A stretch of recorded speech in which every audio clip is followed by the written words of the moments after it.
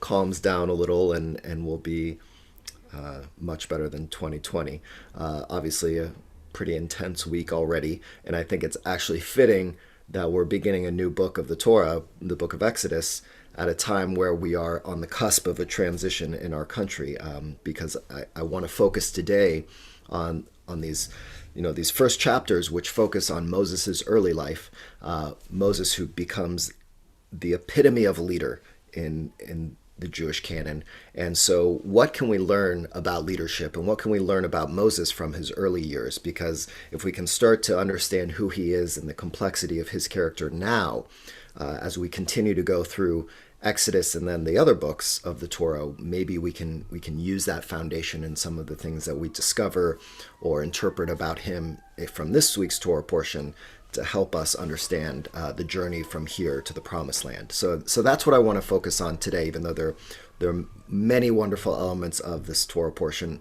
I know given what's happened this week, part of me wanted to focus a little bit on the Pharaoh character and the Pharaoh who didn't know Joseph, but there isn't really enough about that king and that Pharaoh for us to really dive into that. But I do think it's interesting that what we have here is the rise of a Pharaoh who doesn't understand the past, who doesn't understand the history of this Pharaoh and this country's relationship with surrounding nations and even with their own people, since the Israelites were a part of Egypt and were there for a long time. To have a leader who is not really in tune with the majority of the people for whom he serves, I think it's an interesting connection between what we're dealing with in the world today in our country and this Torah portion. But I think also, as I said, this idea of the leadership and the leader, and how we have this transition from a leader the Pharaoh, who isn't connected and in tune with his people, to Moses, who is supposed to become the leader of the Jewish people and be able to intuit what they need and help them on their journey. So that's what we're going to focus on today. I picked out a few passages about Moses' early life from this week's Torah portion, and then some Hasidic and medieval commentaries about certain passages that because it's always nice to look at some of the commentary who delve a little bit more into how we should understand the character of Moses. So we'll go through that. As we go through, of course, if you have your own insights and interpretations about Moses' character, what we should be thinking about, and of course, always, I'm a big proponent of us trying to not only look at the lens of our own world today and how we can connect the text, our ancient text, to our own current environment, but also then for us personally, how can we potentially see ourselves in the Moses character? Are there elements of our own understanding of not only to be a leader, but how we've grown up, how we've established ourselves in our identity, and are there inklings on how we can understand that for ourselves through the character of Moses? All right, sound good? Okay, so let's begin, of course, with the blessing for engaging in the study of Torah. Baruch atah Adonai Eloheinu melech haolam asher kiddushanu b'mitzvotav v'tzivanu la'asok b'divrei Torah. Praised are you, Adonai, our God, ruler of the universe, who commands us to engage in the study of Torah. Okay, so here we go. I'm going to be sharing my screen as we look at the early years of Moses. Okay, sometime after that, so just so you know, we have now passed the place where Moses is born. He has now been lifted out of the river by Pharaoh's daughter. He has started to grow up in the castle. That part I didn't want to focus so much on because he wasn't his character development doesn't really take place until right now. So this is still early on in the story. This is right after he has basically grown up, been weaned from actually his mother, who Pharaoh's daughter gave him back to his mother so that she could wean him. And now he's growing up. And we have these two interesting exchanges that Moses has with two different people. So he says, sometime after that, when Moses had grown up, he went out to his kinsfolk and witnessed their labors. He saw an Egyptian beating a Hebrew, one of his kinsmen. He turned this way and that, and seeing no one about, he struck down the Egyptian and hid him in the sand. When he went out the next day, he found two Hebrews fighting. So he said to the offender, "Why do you strike your fellow?" He retorted, "Who made you chief and ruler over us? Do you mean to kill me as you killed the Egyptian?" And Moses was frightened and thought, then the matter is known. Okay, so we have two stories here. mixed together. We have he grows up, he sees an Egyptian beating a Hebrew, and because of this, he kills the Egyptian and hides him in the sand. And then the next day, he goes out and he sees two Israelites fighting with one another, and he intervenes and tries to separate them. And then one of them says, well, you're going to do what you did to the Egyptian. And this scares Moses because he realizes that people know that he killed the Egyptian, and he's worried about what could happen next. So already these are the first things that Moses does as an adult, or as a young adult. What are your thoughts on what we can try and understand about Moses' character, what matters to him, before we get into some of the interpretations? What are your thoughts on the fact that these are the first two stories, the first two events of Moses' young adult life that occur? Thoughts? Yes, Panina. Oh, you're muted.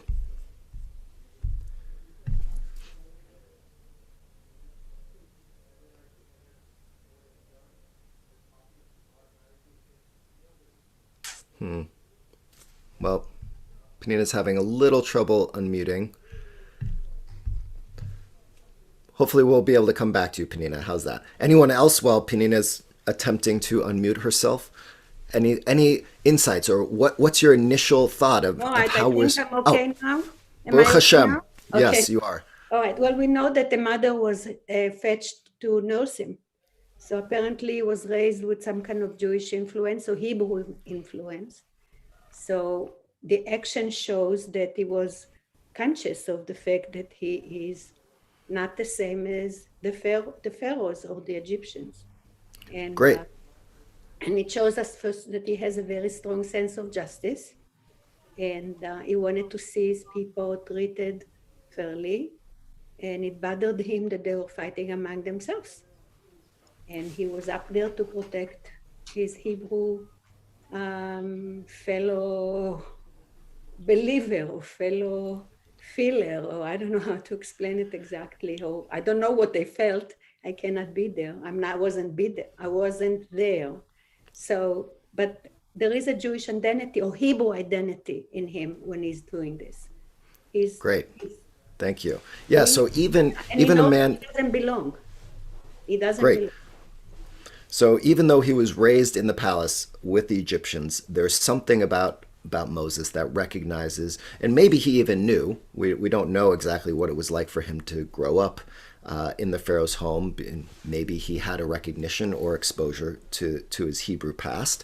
Regardless, at this point, even as a young adult, young man, he knows that he is different from the people with whom he lived for all of his childhood, right? He's still connected deeply to an identity that was part of his birth, and a people that he was connected to, not on a day-to-day basis, but something much deeper, right? And already if you think about the Jewish people, the fact that we are both a religion, but we are also a people. I had a conversation with a young woman earlier this week who's struggling with her connection to Judaism, and the fact that she feels connected to Jewish peoplehood, but she doesn't at all feel connected to Judaism as a religion. And she was trying to understand, is it even possible to be Jewish and not have any connection to Judaism as a religion and only as a people? And I explained, well, that's yes. And the complexity of being Jewish is the fact that we are both a people and a religion.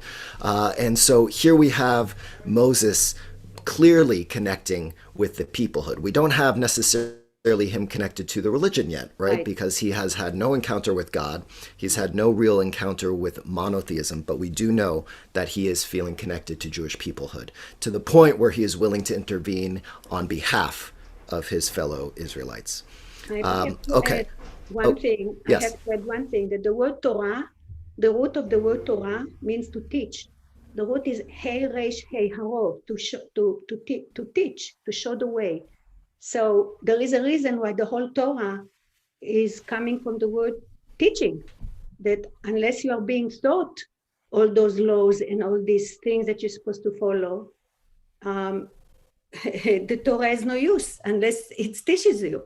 So it was there for a purpose. You're supposed to constantly teach and show the way. And so that's what we are trying to do. Hence all of us being here right now. Exactly. Right. Warren, go ahead, Warren. I'm also thinking that he also saw himself as vulnerable. He hides the Egyptian. I mean, if he really saw himself as powerful and influential, he probably wouldn't have done that. And then at the end, the word's out. When they challenge him as to why you're doing this to two Israelis, to Jews. So there's some vulnerability there, I think, that we see. Great. Yes, that's a really good point, and a vulnerability that we're going to see later on in some of the later exchanges in this Torah portion. But right, there is something powerful and appropriate about vulnerability. If he had no vulnerability and he had just, killed this Egyptian and left him out, it would have been a different type of character. He would have been a different type of person who was willing to murder and then leave it for the world to see. But also this vulnerability that comes with him being found out. David, you're muted. I had to unmute. One of the things that's always, I have a question when I get to this part of the Torah. It's never dealt with. Presumably Moses was circumcised before he was discovered in the basket. He had been circumcised. So to a degree, he's a known other in the Egyptian society, right? So there's a duality right from the beginning, and that, I mean, I have no particular insights about what that means, but I'm fascinated by the fact that this can't be a secret, that he's a Jewish child and yes. a young man. That is a good assumption. That's the majority assumption, though there is a story that we're not going to talk about today, but later in this Torah portion, it's a really weird story about the bridegroom of blood that takes place. I know. And there are some interpretations that was the fact that Moses wasn't circumcised before, and so God came after Moses, not necessarily his son at that point. But yes, the majority opinion is that it's clear that he was already a Jew, but there are some interpretations that this funky little story that comes later on in the Torah portion is related to the fact that maybe he hadn't circumcised himself or he hadn't circumcised his son yet. But great point. Yes, Susan. And then Miriam. In that tie-in, one of the commentary is that Egyptians circumcised too. He was not necessarily. I don't know if they did it for all males, but that they did it also. Great. Okay. Good to know. Thank you, Miriam. Nope. You're muted.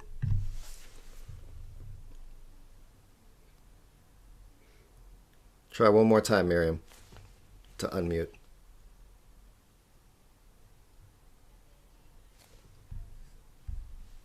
There you go. Okay.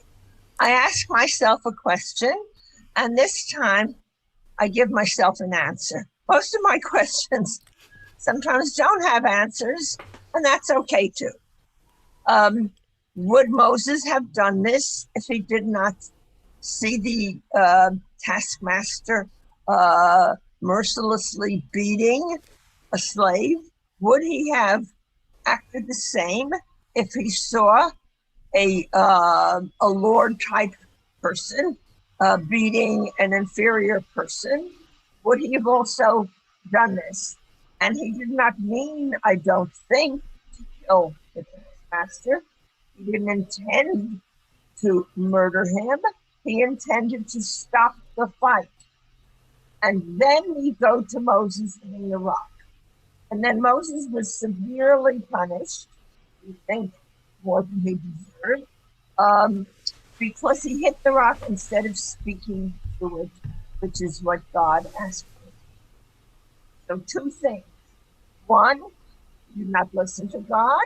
And two, he did not do what we tell everybody in the year, we tell the young people in this year of 2021 to please speak before you physically do something active. Try speaking first.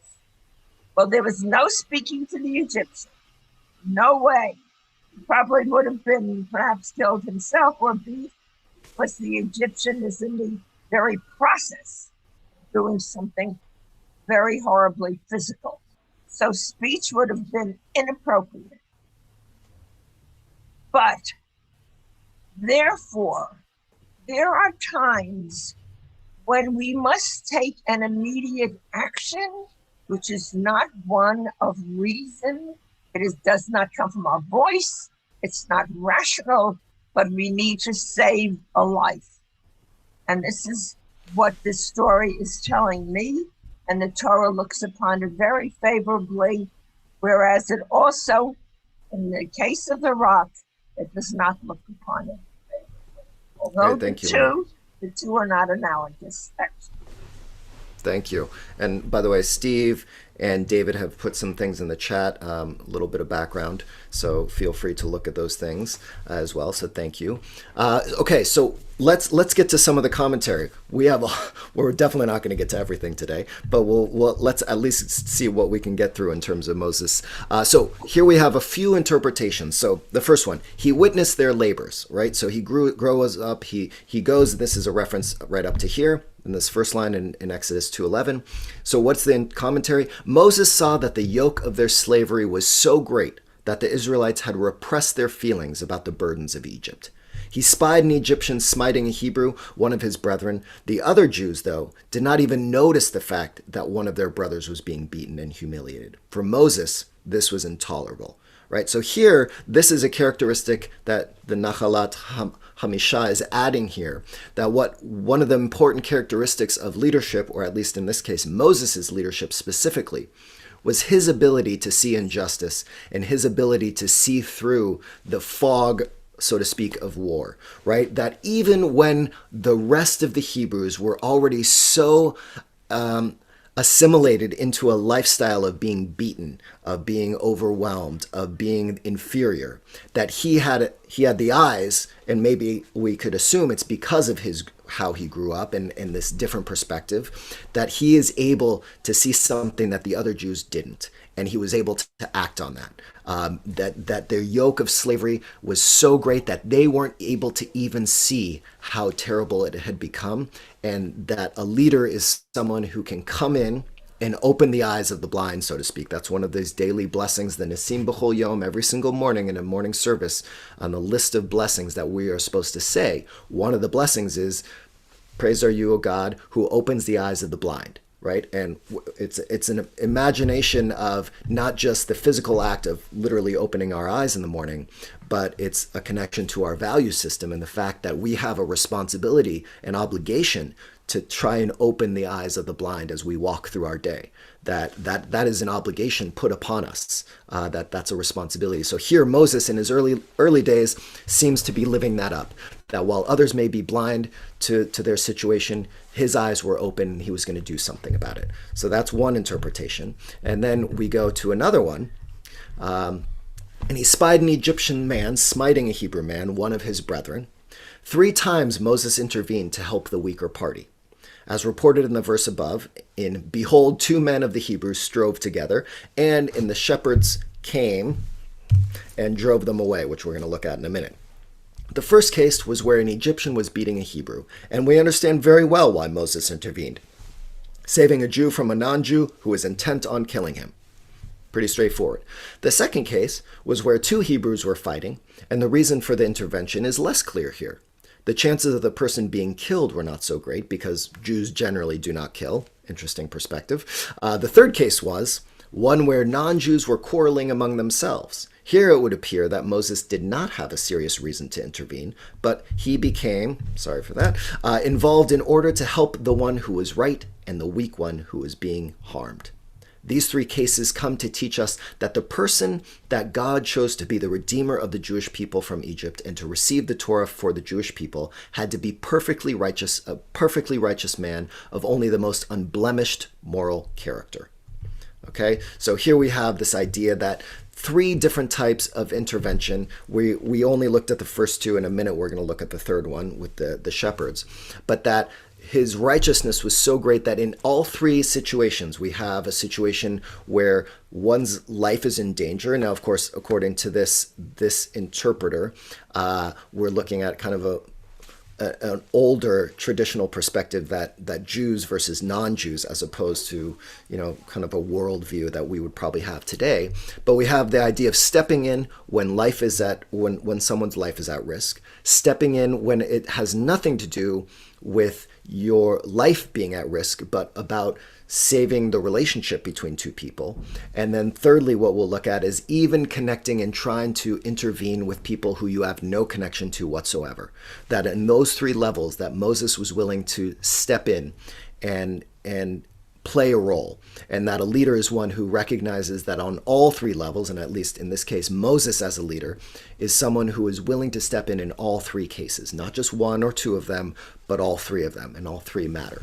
And we'll look at one more interpretation, and then any thoughts on any of these. And finally, surely this thing is known. This is a reference to now after the two Hebrews are fighting, and one of them says to him, "What? You're going to kill me like you killed the Egyptian? Surely this thing is known." Moses responded, "Surely this thing is known. It is not their slavery or lack of strength to fight back that is causing them to resist the Egyptians, because they were perfectly willing to fight one another, obviously, because two Hebrews are fighting with each other. What is evidently missing is a sense of justice, of mutual support, of helping the weak. And that is the reason why the redemption had not yet come. Surely this thing is known. Now I understand the matter." Right? And so according to that interpretation, it's that the reason this is probably a little less about Moses' character, but more about an interpretation as to why were all these Israelites still enslaved? Why had they not been freed yet? And this interpretation seems to be, well, the Israelites were still not able to see the need for mutual support, and their worldview was one in which they were not able to redeem themselves, right? And they weren't willing to help one another, and that's why the redemption hadn't come. Penina, and then Jeff. Okay. We know that only 70 people came down to Egypt when Jacob and his family and his people came down there. Then we know that 600,000 chose to live from Erev Rav, from the people of Egypt themselves, who weren't happy about the conditions of the country. So you can imagine the Torah was given actually to the ones who never even heard about all these commandments to support the family or not to kill or whatever. They had to be taught. What the Hebrews already knew maybe during Jacob's time, it had to be taught to 600,000 people who chose to live. So that shows you that his war was not just for the Hebrew people there. The war was social conscious, what you want to call it. So all those people who chose to live with him who weren't even Hebrew. Great. So yes, wonderful. That his impact went beyond his own people, right? And that his leadership was one in which his message was strong enough to even bring other people who were outside of his fold to come along with him. Yeah, thank you, Penina. Jeff, and then Gary. This says more about the character of the Hebrew slaves at this time, that the conditions that they lived under had beaten out of them any sense of ethical morality, interpersonal justice, or any elements that we would consider a quality that the Torah would teach us about living together in a society. That things were so bleak that anything and everything was tolerated as long as it didn't directly affect you or hurt you. Ignoring pain, suffering, is a way to avoid being noticed and being punished in a slave society. And it really says the status of this entire group of people that has to be ultimately purged during the 40 years of wandering in the desert, because they had no ethical base. Those who said that, yes, some followed the Torah or at least were verbally aware of the laws of the Torah, doesn't seem to have had much of a reality base when the people were so dark and bleak at this time. And I think there's a real strong connection to the things that we need to be aware of in the world today and in our country, right? We look at the news now and it's almost all bleak and dark, and it's about deception or anger and fighting, and that can catch on, right? The dark side can be overwhelming to the point where it can take over. And I think there is a warning built into the Torah suggesting, just as Jeff, you were saying, the Israelites had become in such a slave mentality based on their surroundings and based on the leadership and how Pharaoh was acting, right? That they were so ingrained in that they couldn't even see it. And I think we have to be hyper aware of our own surroundings and make sure that we don't fall into the same trap. So thank you. Gary. I think Gary. No? Oh, I thought you had your hand raised before. Never mind. Okay, let's keep going then. Let's go to the third story that was alluded to in one of those interpretations, where Moses now leaves, right? So when Pharaoh learned of the matter, he sought to kill Moses, but Moses fled from Pharaoh. He arrived in the land of Midian and sat down beside a well. Right, and there are many well references in the book of Genesis, and so yet again we have a well. It was a gathering place. It was a place where transitions occurred in the book of Genesis, and yet again one that happens here. Now the priest of Midian had 7 daughters. They came to draw water and filled the troughs to water their father's flock. But shepherds came and drove them off. Moses rose to their defense, and he watered their flock. And when they returned to their father Reuel, who, by the way, this is another name for Jethro, he's a significant character throughout the book of Exodus, he said, "How is it that you have come back so soon today?" They answered, "An Egyptian rescued us from the shepherds. He even drew water for us and watered the flock." He said to his daughters, "Where is he then? Why did you leave the man? Ask him in to break bread." Moses consented to stay with the man, and he gave Moses his daughter Zipporah as wife. She bore a son whom he named Gershom, for he said, "I have been a stranger in a foreign land." Okay, so this is now the third instance of Moses helping and intervening, and this time he's doing it with the Midianites, people he doesn't know, after he had wandered into the land of Midian after escaping Egypt. And one interpretation says here, Moses stood up and helped them. "I learned this from Moses, our teacher. When he risked his life for one of his brothers, someone informed on him and he had to flee. Yet when he saw an injustice to Jethro's daughters, he was immediately willing to risk his life for them." That even though when he had intervened between his own people and one had told on him, he didn't learn the lesson that you keep your mouth shut and you don't intervene. Actually, the opposite. He learned the lesson that even for those you have no connection to, when you see injustice, you stand up and you say something and you do something. That was one of the takeaways. And again, an Egyptian delivered us. This is an interesting commentary that I wanted to share, right? So it says an Egyptian. So now the daughters assume that this man is an Egyptian, even though we had just talked about that. Clearly, even though he was raised in an Egyptian home, there was something about Moses that still was deeply connected to the Israelite people. One who admitted to his country was buried in his country, while he who did not admit to his country was not buried in his country. Moses, who did not admit to his country, was not buried in his country. How is this? When the daughters of Jethro said, "An Egyptian man saved us from the hands of the shepherds," Moses did not correct them.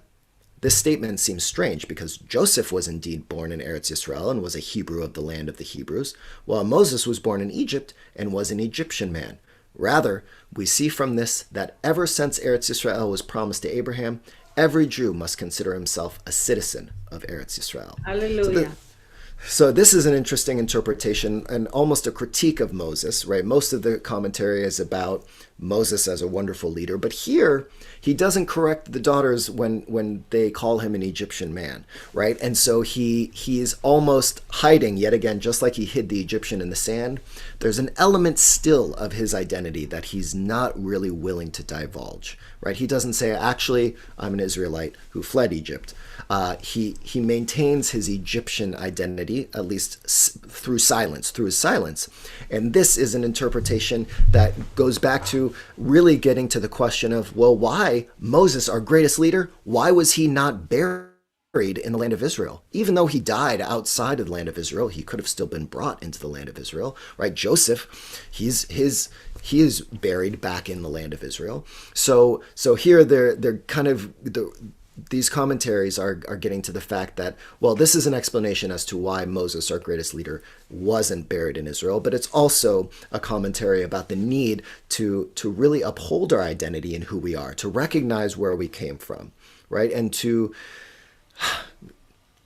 honor that. And that Moses here seems not to be honoring it as greatly as he should. So it's an interesting interpretation. Any thoughts on this passage about Moses's exchange with the daughters of Jethro? Penina? Let me first unmute. You're unmuted. I'm unmute. Yep. Unmute. Okay. All right. Okay. Where do I start? I think let's get to that point that you mentioned. I think the fact that he didn't get to go in, it's not because they didn't want him to. He was tired and old. And he willingly and with full acknowledgement of his own mind and capacities, he appointed Joshua, younger, stronger, to lead them in. They needed somebody who was strong, and if he would have gone in with them, they would depend on him again. And that would actually be it wasn't the right thing to do at the time. They needed somebody really strong. So what, instead of looking at his death, what is it about, anything about what we're learning about him in his younger years here that is... Okay. He was a leader. And that he learned from the pharaohs. But I think the whole story of Moses is a stone in history. If you pay attention, you're going to see in the Bible that every time that there is a personality being changed, that are going to change history, the mother was barren. You start with Isaac, Sarah was barren. You start with Rebecca, supposedly was barren. Rachel was barren. And then comes Moses. His mother wasn't barren, but the Pharaoh's daughter was barren. And here comes his personality that changes history. So we have points in history where the changes happen. Now, Joshua starts a completely new era. It's already a matter of judges. The judges was a combination of leaders, spiritual, also generals.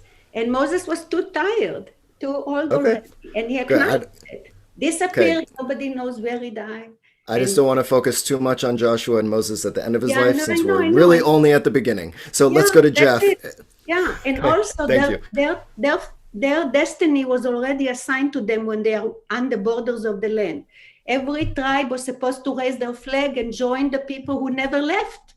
So when people tell us sometimes that Israel is not ours, that there were all these people who never left. They raised their flags and joined those tribes. And the people who chose to follow with them did the same thing. They assigned themselves to the certain tribes and went in there already being a part of the country to start. All right, thank but you. Let's go to Jeff. And Penina, you can look at some of the interpretations in the chat. In the Torah story, at the point he goes up the mountain, God has totally renewed him to the point where he was equal to a young man. So that isn't the fact that he's tired. But you have to look at the story differently. The punishment that everyone assumes that Moses received was not going into the promised land. That's the antithesis of the way you need to look at it.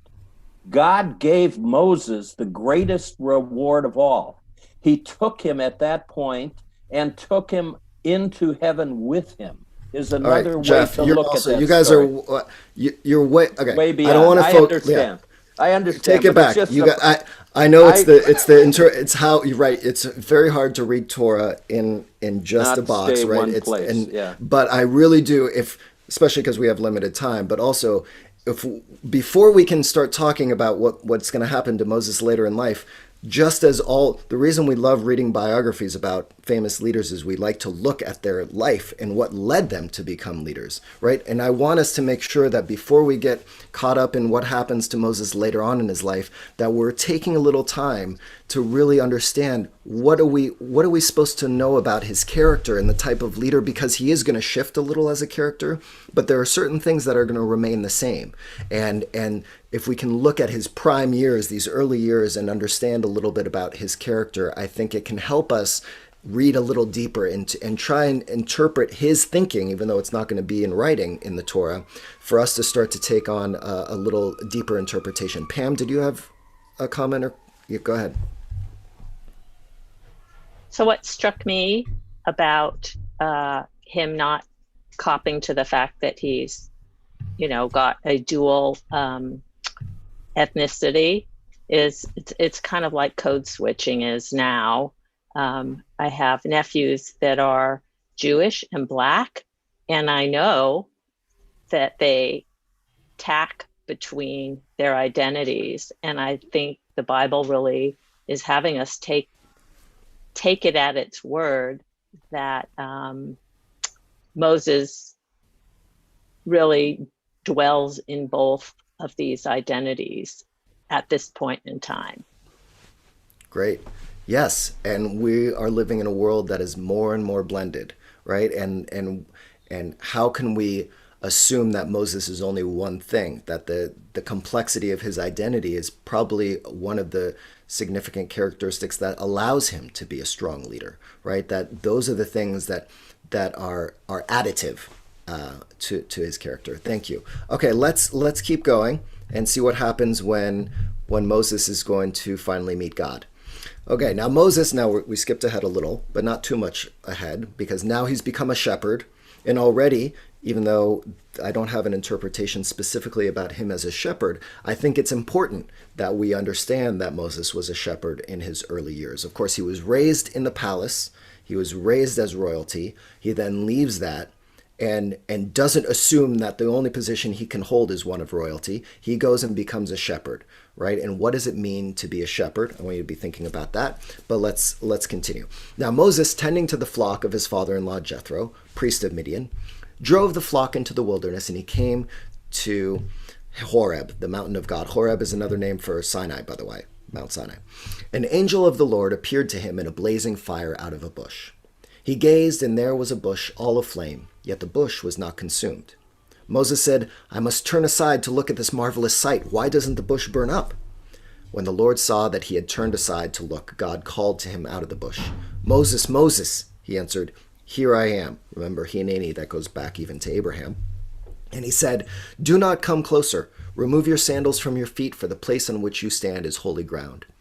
"I am," he said, "the God of your father, the God of Abraham, the God of Isaac, the God of Jacob." And Moses hid his face, for he was afraid to look at God. And the Lord continued, "I have marked well the plight of my people in Egypt, and have heeded their outcry because of their taskmasters. Yes, I am mindful of their sufferings. I have come down to rescue them from the Egyptians, and to bring them out of the land to a good and spacious land, a land flowing with milk and honey, the region of the Canaanites, the Hittites, the Amorites, the Perizzites, the Hivites, the Jebusites. Now the cry of the Israelites has reached me. Moreover, I have seen how the Egyptians oppress them.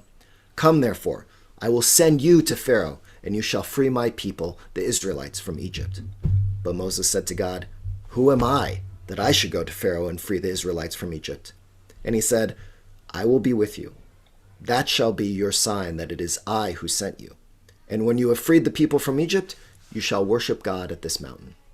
Moses said to God, "When I come to the Israelites and say to them, 'The God of your fathers has sent me to you,' and they ask me, 'What is his name?' what shall I say to them?" And God said to Moses, "Ehyeh asher ehyeh." He continued, "Thus shall you say to the Israelites, 'Ehyeh sent me to you.' And God said further to Moses, "Thus shall you speak to the Israelites, 'The Lord, the God of your fathers, the God of Abraham, the God of Isaac, and the God of Jacob, has sent me to you. This shall be my name forever, this my appellation for all eternity." Okay, so what do we learn about Moses in his first interaction with God? How he responds to God, the exchange, right? Interestingly enough, even when Moses asks, "Why are you choosing me?" God doesn't give an answer. God just says, "I'm going to be with you." that's almost the answer, is that I've chosen you. And yet, if you think about what you would assume that we would try and get an answer. Well, God's saying, well, Moses, you've been through a lot. I've seen what you've done in all these exchanges and interventions, and you clearly are a righteous man, and so I'm choosing you. Right? There's no point in their exchange that God gives a concrete reason to Moses for why he is chosen as the leader. And I think that's a really important point when we look at leadership in general, right? It's not necessarily declared one day when someone wants you to fulfill a leadership role that they are saying, I am choosing you to fulfill this leadership role because of X, Y, and Z. Sometimes it just happens, right? And you can't necessarily articulate it in one specific way, but there is something here about faith, God's faith in Moses, and that leadership is also, and in this case, Moses having God's faith. God has faith in Moses, just as Moses is going to learn to have faith in God. And I think that type of relationship obviously makes it unique for Moses, that there is a sense that God has faith in him. But any thoughts about this exchange, or any interpretations about how we're supposed to understand Moses and his character from the ways in which he's interacting with God at this part? Yes, Janet. You're muted. Oh, hold on. Thank you. I think when you're choosing a leader or choosing a partner, some even job, but is a major choice before you. When you evaluate things, they're not things that are black and white, because those things are not going to come up necessarily again and again and again. You have to see how somebody looks at a situation and have faith that whatever situation will come up, it will be a good, righteous decision, but not the particular situation that came up. Okay, thank you. I'm just trying to, I know also that there are some good things in the chat. It's just hard for me to sometimes multitask. So I do see, right, David says, doesn't Moses' Egyptian family deserve some credit for giving him the sense of justice he displays in these stories? Yes, maybe, right? I don't know, David, if you want to expand on that in terms of what kind of credit, why is that important from your perspective that we should give them credit? I'm not saying we shouldn't. So I'm curious if you're willing to share why you think that's an important, and what does that add for us to talk about the unspoken and the absent family life that he had when he was in Egypt. I'm looking at the text. There's very little detail. There is no detail on how Moses was raised. All we know is what Cecil B. DeMille has taught us in the Ten Commandments. But presumably he had a family. Presumably it was Egyptian, and presumably they taught him a sense of values that he displayed when he became an adult and responsible for his many duties. If indeed it doesn't say he was a prince of Egypt here, it says nothing about that. So whoever he was, it was a result of either being inspired by God, or his family. And on a human level, we all know that our family is, by and large, the largest influence on who we turn out to be. Yes, great, David. Yes, if we think about the fact that even Pharaoh's daughter took him out of the river, right? Already there's a sign that there was something about her, and therefore we assume if after he is weaned by his own mother, that he goes back to Pharaoh's daughter to live with her, that if she had that sense of care for this baby that was floating in the water, that was something that probably was incorporated into how he was raised. Cindy. I was thinking that not having any particular quality or characteristics was showing that anyone can be a leader, and that that it is your behavior that will make you a leader, and not some particular quality.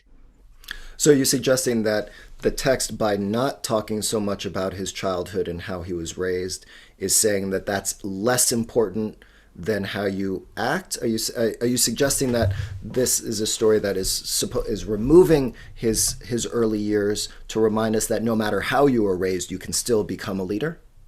No, I'm saying that anyone can be a leader, that it is not necessarily how you were raised. It is not necessarily because of your circumstances. It is something that can be found in anybody. And it's the way you behave at the point that you have a chance to be a leader and whatever. So whether it is because you are reacting against something, you were taught that, it is what you have become that makes you a leader. Great. Thank you, Cindy. Jeff? One of the things that we always credit for Moshe Rabbeinu is the fact of his great humility. And this is the first time since God's question, "You will do this," he says, "But who am I? What is my merit in order to receive this task?" Whether it was out of concern or whether it was out of his fear of going back to Egypt, we don't know. But the idea is that he, throughout the 10 plagues and everywhere else, assumes humility. In front of the elders of Israel, he has to present himself, and he questions himself continuously. So that this whole process of our appreciation of his humility as a leader is what is beginning to grow from this point in the story. Great. Yes, I think that's a really important point, that who am I to be the leader, right? His recognition of this humility and the fact that a little wariness about taking on this responsibility, that's actually seen as a positive leadership quality here. That if he had just said, "All right, I'm ready to go, God," that actually probably wasn't a quality that would have been seen as representative of the type of leader that needed to guide the people out of Egypt. Merle. I really do believe that, you may have the qualities of being a leader somewhere inherent in your genetics, but I think that you have to be inspired by somebody or something.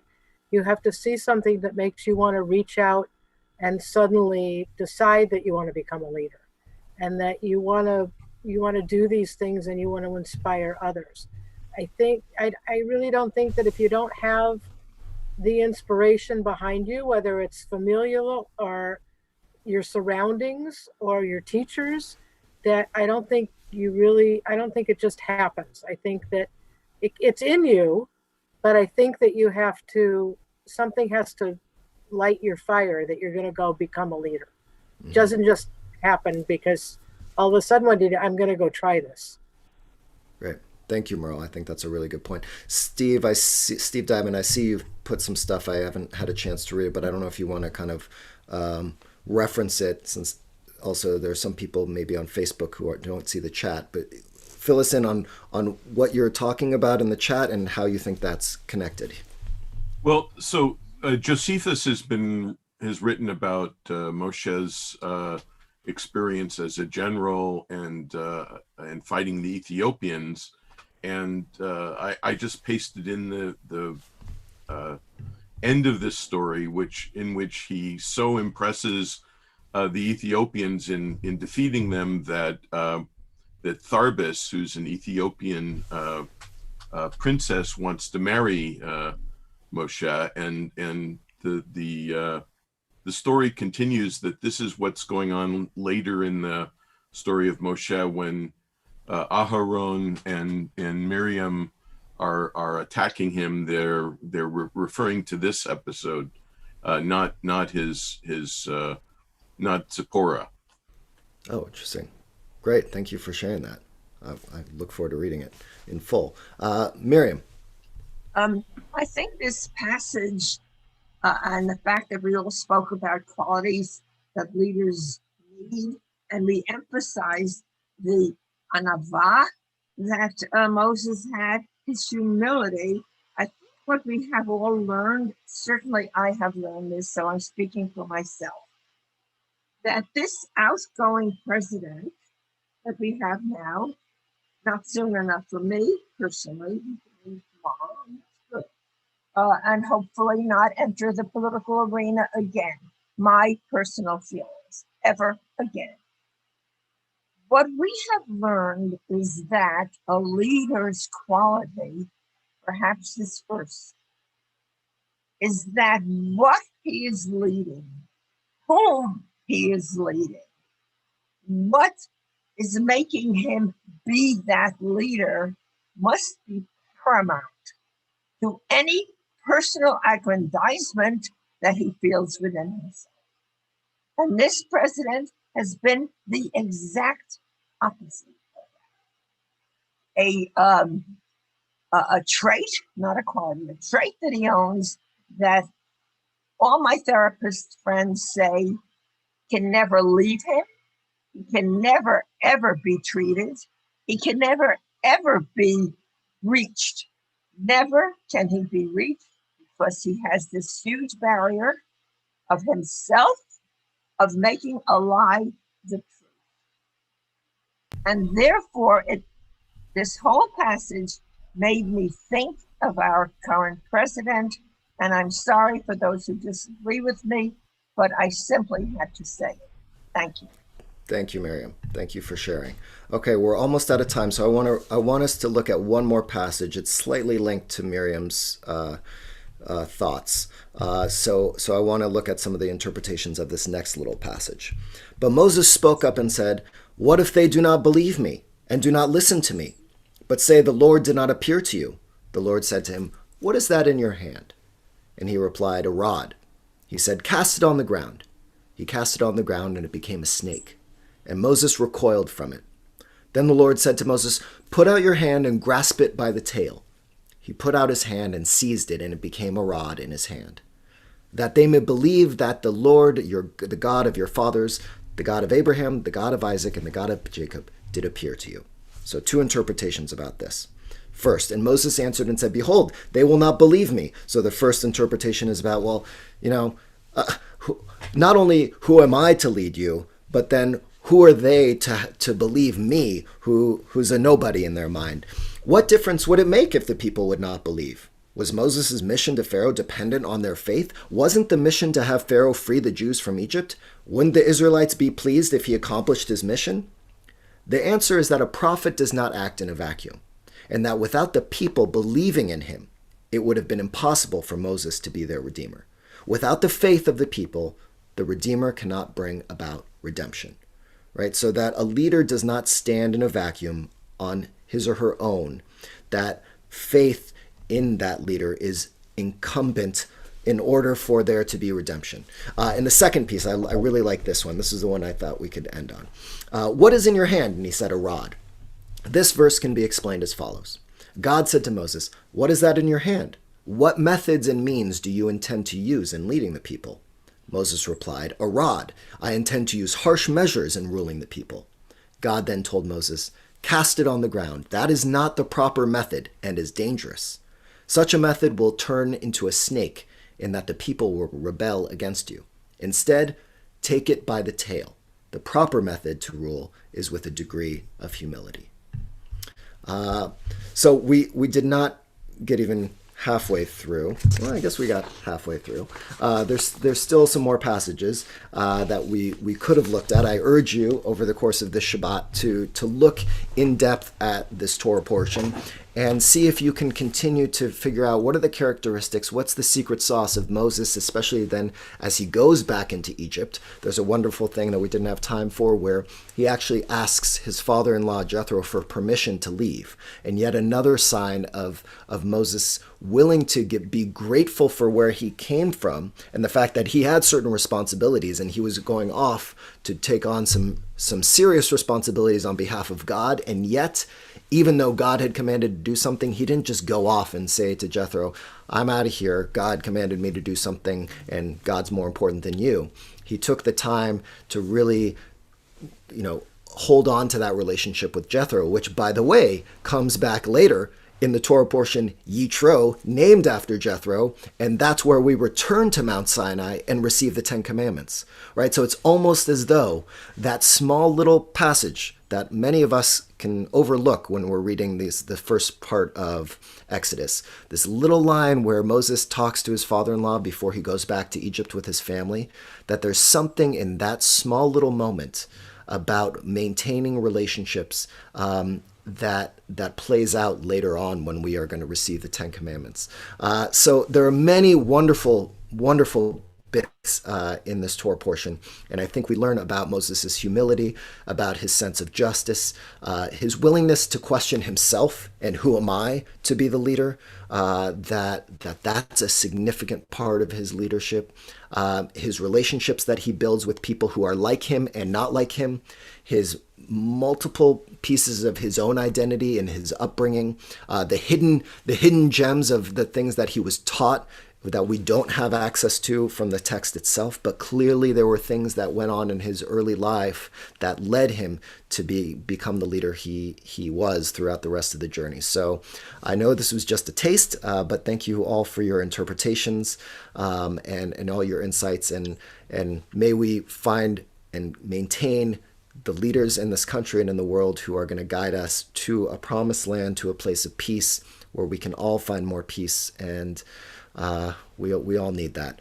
So thank you all for joining me. Shabbat shalom. Just a quick. Thank you There are very a much. lot of new classes starting next week. There was an email that went out about an hour and a half ago that lists some of those. I'm going to be teaching one on Psalms, just a 4-part series starting next Thursday, the Psalms you should know. And there are a variety of wonderful speakers and teachers who are going to be joining us throughout the coming week. So I urge you to take a look at that and join in. There's something every single day of the week. So thank you all, and Shabbat shalom. Shabbat shalom. Thank תודה you. רבה. Bye, everyone. So much. Shabbat shalom. Thank you, Rabbi. Shabbat shalom. Thank you, Rabbi. Shabbat shalom.